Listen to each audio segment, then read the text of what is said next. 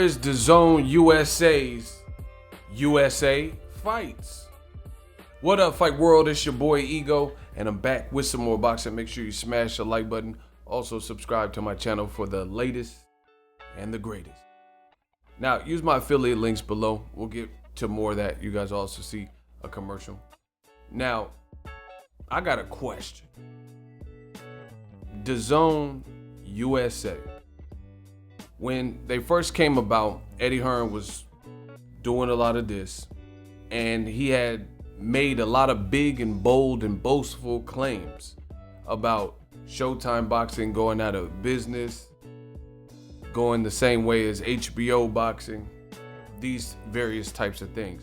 He said we have $1 billion budget, bigger than HBO at the time and Showtime at the time. We have $1 billion treasure trove or war chest. And it sounded all quiet on the Western Front when it comes to DAZN, and we're going to talk about some of those things in this video. Smash the like button. It's getting crazy, man. It's getting crazy. This is DAZN's website. It says it's fight season. It's like they need to come up with a new slogan. How is it fight season? And I was just thinking, spitballing. Dillian Whyte is getting ready to fight Alexander Povetkin. After that fight, they don't really have many fights on the books actually scheduled, actually announced. So I'm wondering, what is the wait? They had a fight with Ryan Garcia and Luke Campbell, and that's taken a month of Sundays to announce. And then it was going to go to a purse bid because they had all the extensions they could get. This is lingering on from around the 4th of July all the way. They had a 48-hour extension. That clearly was not met. Then a month later, they had been given a 7-day extension because they reached a principal agreement. And then out of nowhere, after they reached a principal agreement, the WBC said they're having a Zoom meeting because they're going to purse bid. So I'm scratching my head. How are they going to a purse bid auction if last week they came to an agreement that would thwart it? Then they did the Zoom meeting and they said, oh, we reached a deal, no need for the purse bid. And nothing was announced. They didn't tell us Ryan Garcia is fighting at this venue. They didn't give us any specifics. They didn't say Ryan Garcia, Luke Campbell in the United States or the UK. They didn't say Ryan Garcia versus Luke Campbell and give us a date. So it's like, what gives? What gives? What gives to the point where there was really no announcement? We knew that they were trying to make the fight. Now you look at DAZN's current calendar, and beyond Dillian Whyte, and that's a UK fight over there in the UK in Eddie Hearn's garden or whatever, versus Povetkin, is looking skimpy. Look, Whyte versus Povetkin, August 22nd, and then it says Canelo Alvarez coming soon. But wait, there's more. Canelo's coming soon, but Canelo is trying to cherry pick Avni Yildirim for a vacant WBC belt because David Benavidez missed weight. Now, the WBC, between them and Canelo's team, WBC confirms in an interview with The Athletic that Canelo's team reached out to try to make this happen and said they want chances. And the WBC, per usual, they gave into everything that Canelo wants, to not get on his bad side or stay in his good graces or whatever. And they says, as the franchise champion, even though he's the franchise champion at 160, they said he has free range and first dibs, even though the fight would be at 168 with Avni Yildirim. But the downside to that is DAZN, who was already in a dispute with Canelo over Moolah and honoring the contract, they, as you guys see on this article, DAZN won't approve Avni Yildirim as a Canelo and his next opponent. So DAZN saying, thanks, but no thanks. We don't want that fight. So all this Canelo coming soon, we don't know truly if Canelo will fight in 2020. We don't, because his team wanted to go the Avni Yildirim cherry pick direction, They didn't offer David Benavidez a fight the 2 times he had the WBC, but they want to fight Avni Yildirim, who's coming off of a loss, mind you. And a couple fights before that, he had 2 tune-up fights in between that against low-level opposition, including a guy who had a resume of 3-31, right? And despite coming off a loss, that's what Team Canelo wants. You know, they still wanted that shot. They wanted that opportunity, you know, and robbing the opportunity from people who probably could use the belt. So we don't know. We don't know. DAZN, from the reports, they said they wanted to half Canelo's money. They wanted to cut his money in half to fight a champion like Caleb Smith. Not a big U.S. name, but still a champion who won the World Boxing Super Series. So what is Canelo and Golden Boy thinking if DAZN didn't want to pay full price and wanted to half his purse, like Eddie Murphy, the great Eddie Murphy said in Raw, half? Then why would you think that they would want to pay for the Yildirim fight, which has no appeal and is not marketable and is a mismatch that nobody wants to see? So this is DAZN's calendar. So after White Povetkin, and let's keep in mind, the fight that Golden Boy had slated, Eric Gomez, Ring TV, confirms August 28th, DAZN card is now postponed, hopes to reschedule in the fall. So there's no definitive. Javier Fortuna was left without a dance partner. This article by Dan Rafael states that DAZN approved Hector Tanadea. And Hector Tanadea's side said we can't be ready by that date. So they just scrapped the whole card. So I feel bad for the fighters that were gonna fight, especially the main event, Javier Fortuna. He's left without a dance partner.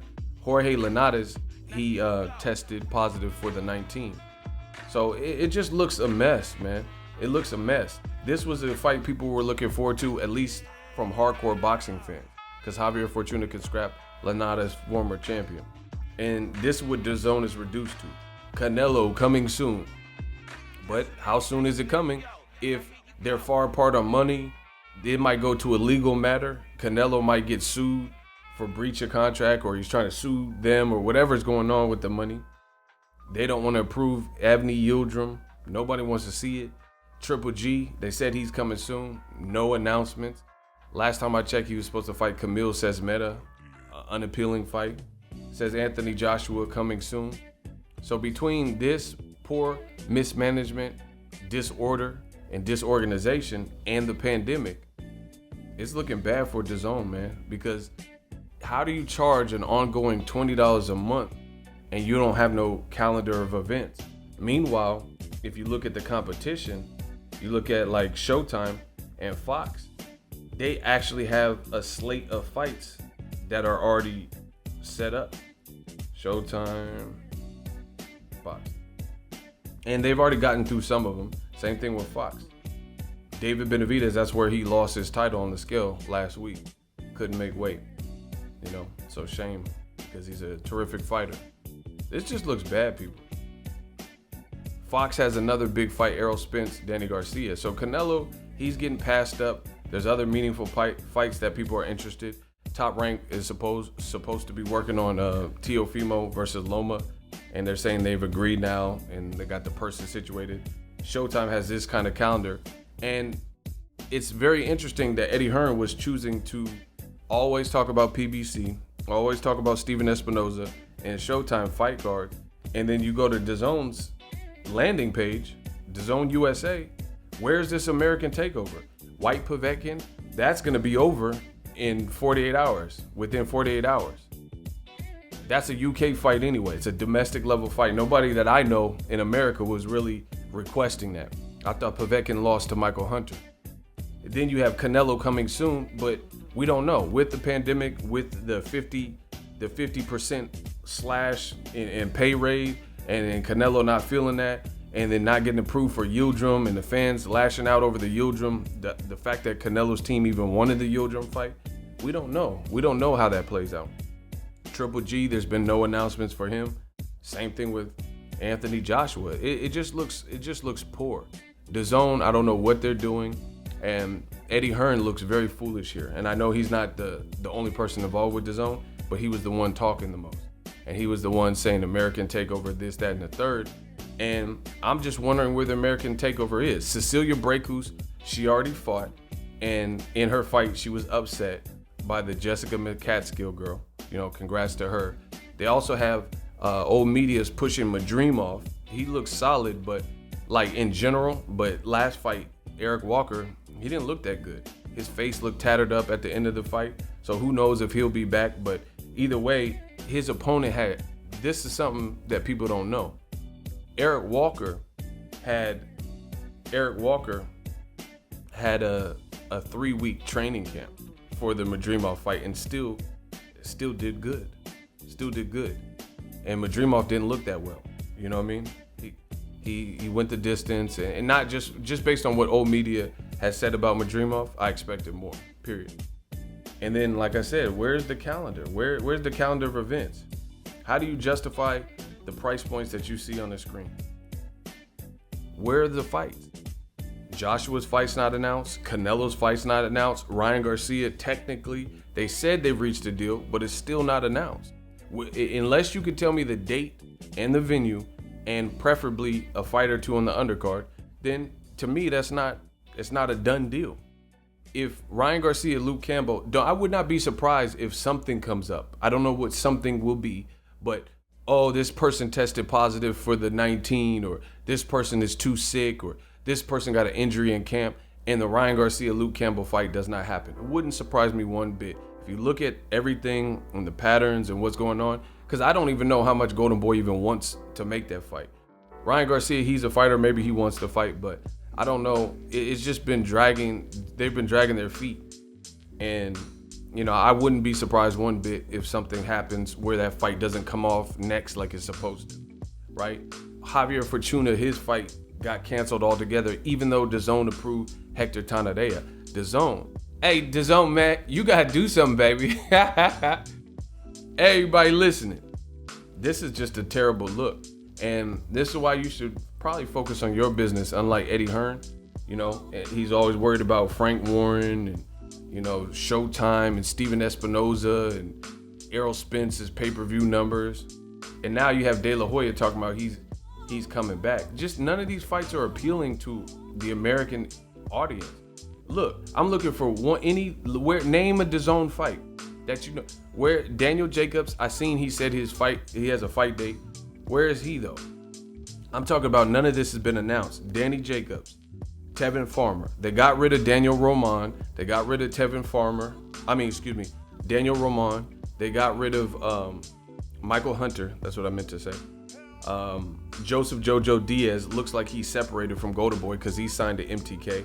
So they're losing people. Just came out, just in case you guys haven't heard, that Maurice Hooker is actually going over to the PBC. So it's like this is just looks chaotic. Hold on.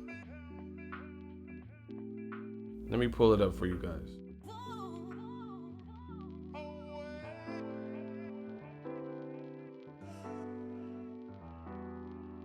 Look, sources: a welterweight fight between Maurice Hooker and Jose Cito Lopez is being explored for Errol Spence, Danny Garcia. Pay-per-view undercard November 21st. And then Mike Coppinger said it would be an excellent undercard bout between two action fighters. Lopez gave Thurman hell last year. Yeah, and he almost stopped Thurman. So, look, Maurice Hooker has agreed to terms with PBC on a multi-fight deal after securing a release from Matchroom and Rock Nation, sources tell The Athletic. So Maurice Hooker left, Regis Prograis left Lou DiBella amicably. They're going, I don't know about Regis, but I think he'll probably go to PBC. Chris Van Herding, he left Top Rank. So that's 3 fighters that left, 2 of which are DAZN fighters. You know, so we'll stick to just the DAZN topic. It just looks bad. It looks bad. So you had Regis Prograis and Hooker both on DAZN before the pandemic. The fight was announced, and then you couldn't structure it. It looks like DAZN is getting out of the boxing business, or they're shifting their energy outside of America. They have nothing announced. So it looks like they're not putting their effort back into boxing. They're losing too much money. The business is FUBAR, and it looks like they're in the red. So they're probably pulling out. Bellator, I think, is separating You know, I've long had that suspicion. Bellator looks like it's separating. Looks like they're not really worried about combat sport, and they're gonna go try to kick soccer and promote tetherball and cricket and foosball and all this other stuff to these other markets like Austria with Arnold. Yeah, what are you doing? Hey, Killian. Yeah. They going to Austria, man. It looks like they getting out of the U.S. market. So please, if you see Eddie Hearn, ask him where the American Takeover and when we can expect it. And if you see someone, Markowski or John Skipper, just ask what's up with their schedule. Because I haven't heard no news. I haven't heard nothing. And it looks like they're getting out of America. Like, it's like, whoa, this boxing game is, you know, this is more intense than we thought. Because you're not going to survive with White and Povetkin in America, you know, and cards falling apart. And then now you add the Rona, and fighters are liable, you know, anybody can fail out. We've seen Showtime hit with the Cool Boy Fulton fight fell apart based on that. You see fighters miss weight. Top Rank also got hit with some vid-19s, you know.